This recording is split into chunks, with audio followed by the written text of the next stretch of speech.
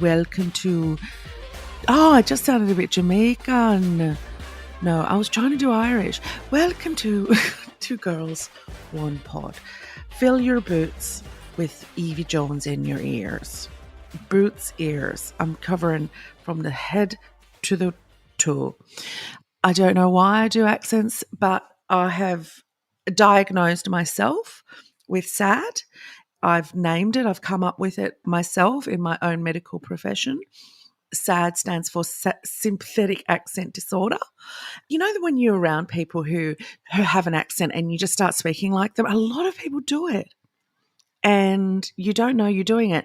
But sometimes the people who are having it done, they're not good about it. I used to live with a girl with a Kiwi accent, and if I did it with her, she'd go, "Are you taking the piss?" And I'm like, "No, I'm not." Well, maybe I am. I mean, it is a New Zealand accent at the end of the day, I'd say to her.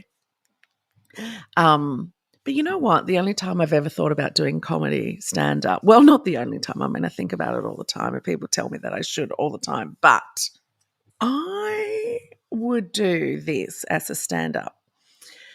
You know, the unsexiest accent in the world, I would have to say, is the New Zealand accent. And to prove that, I'm going to do a little reenactment of having sex with someone with a New Zealand accent. How unsexy would this sound? Yes. That's it. Little bit to the left. Little bit to the left. I can see my producer laughing. But am I right? Audie, am I right? I'm recording from home, just so you know. She's not in the studio with me. But yes, a little bit. Oh, yes. That's it. I've hit it. I've hit the spot. That was dreadful, and I apologise. Look, welcome. I'm recording from home today, still on Wurundjeri land. In case you don't follow me on the Instagram, Yvie_Jones, even if I ever do like stories or posts or anything where I'm coming in the front door, you'll see a doormat at my front door that says "You are on Wurundjeri country," and that is made by an incredible artist that you can get your own. Like, do you know the land you're on? You know, I've asked you this before and people do DM me. Thank you for doing that. The artist that does it is Therese King, who is on the Instagrams, TARISSE King, but also there is a website, thereseking.art. So go and have a look and order one. What a brilliant Christmas present to give to people. Oh, I've just come up with my own brilliance. It's November still, November 19, 2021. This episode is coming out. It was my birthday on the weekend. Thank you to everyone who involved themselves, sent me messages, made me phone calls, made me Rocky Lee Road. My producer Rach came over and she made Rocky Road. And I just kept calling it Rocky Lee Road. And she said, "Are you thinking Rocky Road by Darryl Lee? Darryl Lee, Rocky Road." And I went, "Yeah." Or Ricky Lee called her Rocky Road. Rocky Lee Road. Who knows? So we did get into a conversation about Ricky Lee and whether she would make Rocky Road or not. The general consensus was no, she wouldn't. So then we played Ricky Lee's songs. And if you're listening, Ricky Lee, thank you. And why don't you come on my pod sometime and we'll talk about whether you make it or not. If you follow Ricky Lee Coulter on the Instagrams, send her a DM. Send her this app and say, "Oh, you two would have a good conversation." I don't know what that accent was. My goodness. Anyway, got a female today, she-male, and it goes a little like this. "Hey, Yvie, I've seen you post a lot on your Instagram lately in regards to the Palestine/Israel conflict." Thank you for calling it conflict. "I was wondering what your thoughts were on the planned walkout/strike in Melbourne with the school kids. Okay. These kids obviously aren't allowed to vote, so how else are their voices supposed to be heard? Look forward to hearing your take. Thanks for making the pod. It makes my day. Oh, and Jamie, thank you. Sis, clippity clop. Everyone can hear that when you walk into the room. Clippity clop over onto your bed. Oh, you're giving me little kisses because you want to go out. Well, we're going out in a minute. I'm just going to answer Jamie's female. You know what, Jamie, and anyone, you follow me on Instagram, you know exactly where I stand. Watching it happen is really affecting us. And it's not just affecting those who can vote. Because you know what? We can vote, but we still can't make a difference with what's happening over there. All we have is our voices, our letters to Parliament, government, local MPs, federal MPs, and our democracy choice to protest, to make marches, to do marches, to speak in volumes in that way. And I personally cannot be prouder, am not prouder of the fact that children, school-aged kids, whether they be 5 to 17, 18, want to march for something that is this humanitarianly affecting us.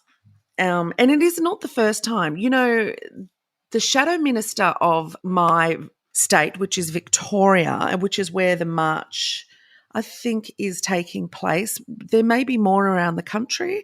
This one's taking place on Thursday, like in a couple of days' time.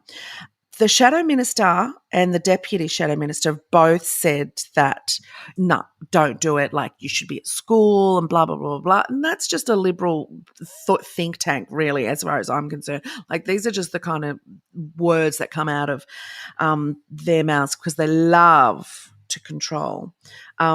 Jacinta Allen, our premier, who, whatever, I'm not, yet to be impressed by her, but she has said it is every child's right to protest.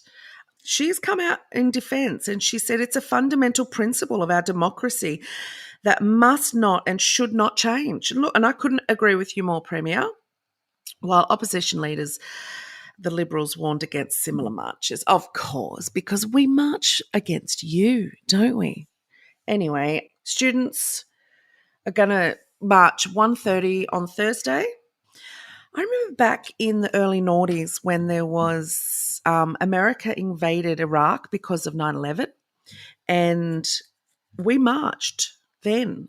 And I remember my friends' kids taking the day off and we were making the banners and everything. And I was really impressed that they didn't just want a day off, like they were really into what was happening and why. And look, we're here again. We don't learn anything.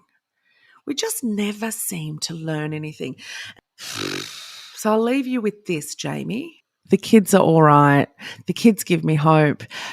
Tell your kids they're amazing, amazing.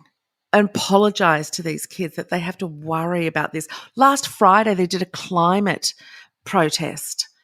I'm so sorry that we have done such awful things to this land, this planet, that children are clutching, grasping, screaming, walking the streets with placards to try to make us see what we've done and what we're doing. The kids are all right. They give me hope. I don't have a useless fact. I never have useless facts. On the weekend was my birthday. The end. No. Anyway, a friend brought over a bottle of Veuve. Not cheap Veuve. And he's quite addicted to everything Veuve Clicquot. So we were discussing, and you can go and have a listen to this if you want. I know you're listening to me, but I did used to have another podcast with Annie Potatoes, and she still does have said podcast, and it's called Chick Street, Chicks in History. So you can go and listen to all of the episodes. Every episode is about a chick in history, Every episode is me telling Annie about it or Annie telling me about it. We would alternate. And now she has a beautiful historian that she does it with, Phoebe, and they have kept up the same whatever you call it. So we did one where Annie told me about Madame Clicquot. And Veuve means widow in French. So she's the widow Clicquot. And Clicquot, obviously, Monsieur Clicquot was her husband who had and made wine and stuffs. And when he died, she decided that she wasn't going to let it die, the Clicquot champagne. And she would keep it going. Well, she was the one that made it an empire. And she was also the one that invented, thought of rotating bottles of champagne when they're on their side, rotating them, putting them upside down and moving them to keep the fermentation going and to get the bubbles. She also was the one that decided to put champagne for her marketing purposes in a tall glass, in a flute, instead of the usual round, not round, it was a round, but it was a flat, kind of the thing that you see in movies where they do a fountain of champagne, remember those glasses? Well, that's what you would always drink champagne from. She was the one that said, let's put them in a tall flute. And the reason for it was because when you took shots of it, you could see the bubbles rising all the way up to the top. And it just looked really nice. Also, if you look, when you undo the top of the bottle and you take off the foil, and then there's the little thing you have to unscrew, the little metal cage. Well, on top of the metal cage is another little metal stamp, and that has on top of it, her face. It's her. That's Veuve Clicquot. That's the widow Clicquot. I'm sure she has a first name. Can't remember it. Let's call her Marie. Oh, Rachel, I can see her tapping, tippy, ticka, ticka, ticka, ticka, ticka, ticka. She's tapping away on there. Da, da, da. Spell it out for me in sign language, Rach. B-A-R, S-B-A, Bessie, Bass, B-A, Barbara. That was fun. I hope you all enjoyed that as much as we just enjoyed doing it.